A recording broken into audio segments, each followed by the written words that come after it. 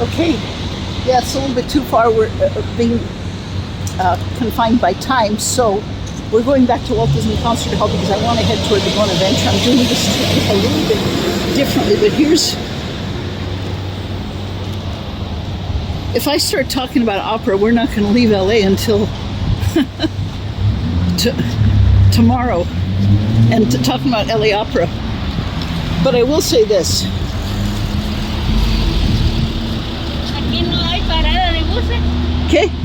Parada de buses. No? Parada. No, no sé. Okay.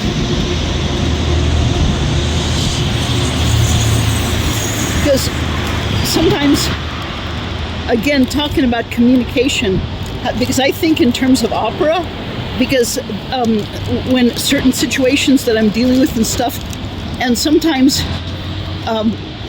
if people don't know what I'm talking about as far as various opera, it'll be one of those, woman, what are you talking about? But opera, that's the way I communicate when there's a particular situation that I'm dealing with. For example, La Traviata, it's what I call the Giorgio Germont spirit. I don't want to get going here. And La Traviata, in fact, just concluded a new production, which was set in, I think, the 20s. Story in a nutshell.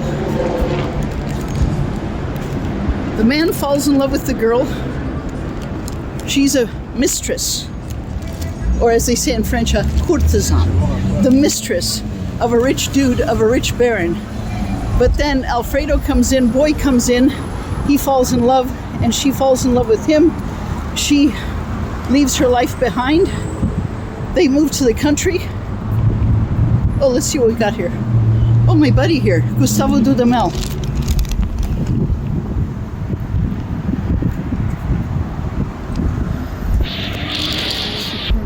Oh, this is for next year. Yeah, there it is, Rigoletto. And Così fan tutte, Romeo and Juliet, Madame Butterfly. So basically, and the couple, they fall in love, leave for the country outside of Paris, begin a new life. But then the father comes in, Giorgio Germont, and says that she has to leave him, even though she forsake that life because of her past life. The sister cannot marry as long as Alfredo is living with a former mistress. And there's a lot that can be said here, because I get teary-eyed. But basically, to me, the Giorgio Germont spirit, again, talking in metaphors and example, we're not talking about gender. It's basically that whole mentality where just when you find something, somebody, a situation, a memory that was precious and dear to you, then Giorgio Germont comes along and says, you can't have it. You see where I'm going with this? Let's just call it, it's that self-righteous spirit, but then he twists it around and he softens, and he falls in love with her as a daughter, but it hurts him that he has to ask her to leave Alfredo so that the sister can get married. Okay.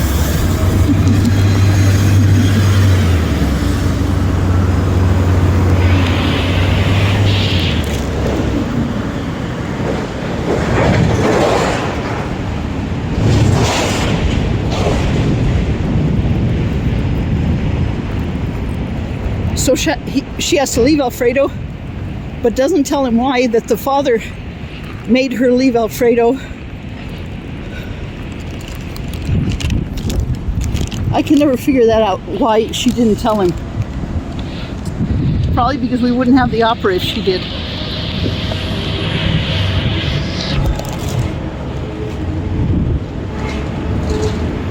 But then she leaves him for the Baron, which she doesn't want, but won't tell him why, and then he throws a lot of money at her. And then it's a 9-piece ensemble that gets so complicated and so twisted that it's hard to follow along.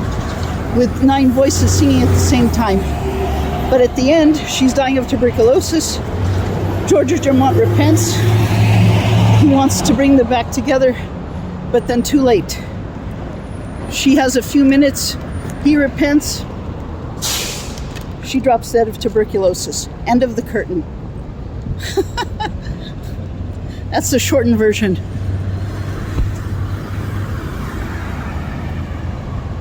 Okay.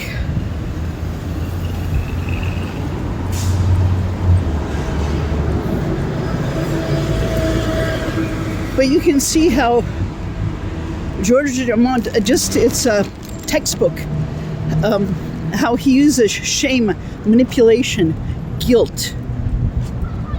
But then feeling remorse, so going through all of the, and it's all in the music.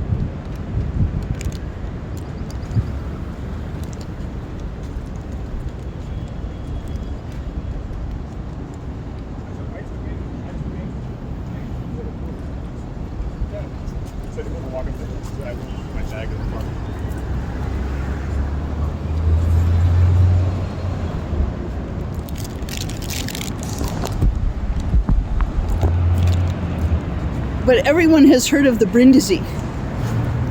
That's the drinking song. Libiamo, libiamo, neye kita, lici che la bellezza infiora, e lava fuccia. Traviata! Yeah, yes, sir. Si, signore. I got an audience already. Grazie, signore. Mille grazie. Libiam ne dolci fremiti che suscita l'amore, poiché quello che ho al cuore mi potendeva. Libiamo, amore, amore fra i collici, più un caldi baci avrà.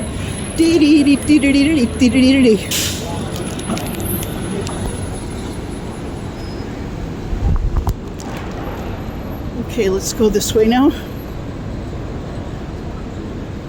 God, you have to be from a distance. You cannot even record it because it's so huge. As my nephew would say, it's humongous.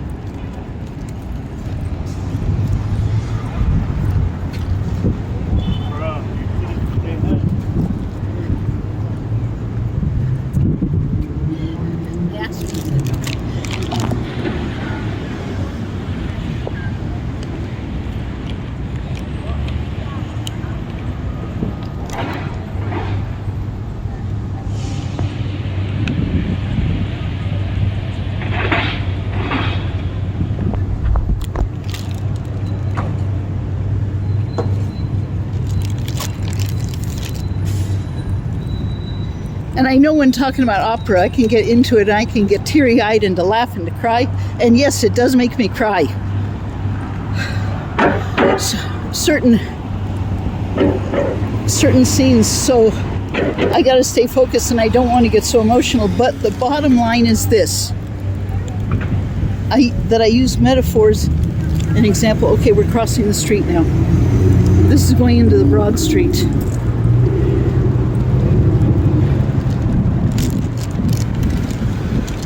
When I will use phrases like, for example, the Georgia Germont spirit, arrogant, self-righteous, full of pride. Now there will be people that are saying, no, he was just defending his daughter. But he became repentant later on, but he loved Violetta, but he was thinking of his daughter. There's another thought that he was just a protective father. But anyhow, when it's arrogant, self-righteous, you got to give it up. Manipulation, that's the Georgia Germont spirit. When it's the forgiveness, that's Gilda from Rigoletto the Daughter. When it's the Rigoletto spirit, that's Revenge. Or Don Carlos from Verdi's opera La Forza del Destino. That's too complicated now to go there. Okay, we're going to take a little walk here.